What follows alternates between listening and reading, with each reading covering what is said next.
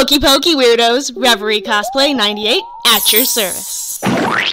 And today, this video is about how I made the head of my Lucy LaceMaker cosplay. Please do note that this whole video is a series of progress photos because I made the head at a time when I was not a YouTuber and did not document and film everything.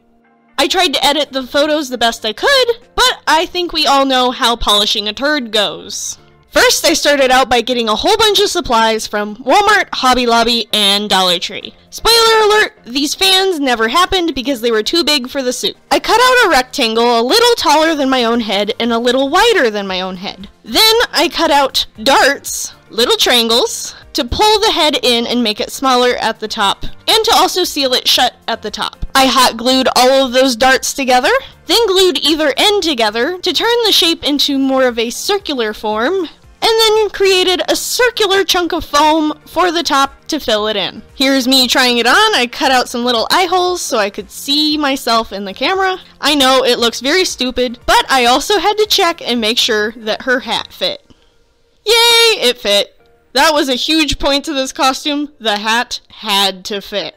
Then I drew on her face, just a little sketch, so I could get an idea of where I was cutting things out. I cut away her eyes so that I could see better, and then cut away her jaw so that I could add an articulate jaw later. I added a nose. This nose went through many iterations, so please stick with me.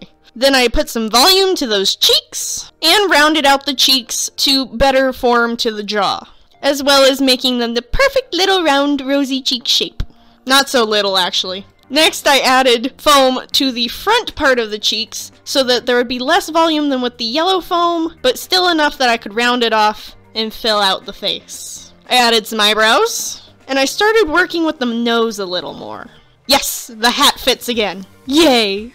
Next, I made her ears from very thin packaging foam, and I gave them some structure by using large chunks of the white foam from Walmart, cutting out a divot in the outlined shape, and then giving the ears an outer edge of thicker foam so that they would still flop a little when I shook her head, but they wouldn't just go flying off. I rounded out her cheeks some more volume, and shaving.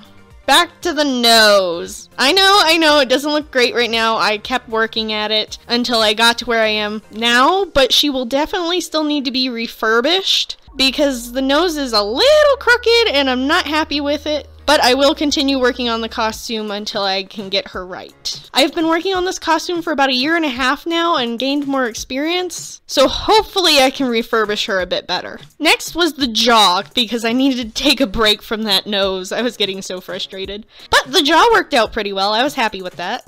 Nom nom nom! Then I got more fabrics from Hobby Lobby, some vinyl for her nails and lips, and more fur. I had to cut darts into the back of the head and glue them together because the head was just a little too big for me. I cut out bits of the cheek to better fit the jaw because she has that huge wide smile that I definitely wanted to exaggerate. And I tried dyeing some fur red, but that didn't go over well. The dye didn't take, so I had to use some pretty bright red fur from Fursuit supply to get anything close to her fur color. And more supplies. The red fabric is for the lining of her mouth, and then we have fishing line and yarn needles. You'll see what those are for later. Okay, trying that nose again. I took it all off, and I'm gonna clean it up. Maybe not. Oh, no, we're not going with the gonzo nose. Stop that. Try something else, please. And I added a little point to her chin because I realized her jaw came out a little further than I originally made it. This was just the cute little version of her hat that I made for a wall decoration, and I thought it looked adorable on her head. This is the mechanism I used for the moving jaw. I add to it a little bit later because there was not enough structure in there. Here's me playing with the jaw moving. I definitely could make it work. I was very excited. Then I put some elastic in the jaw because it was very floppy and loose. It needed something to hold up the weight, and it could still move, so I was happy.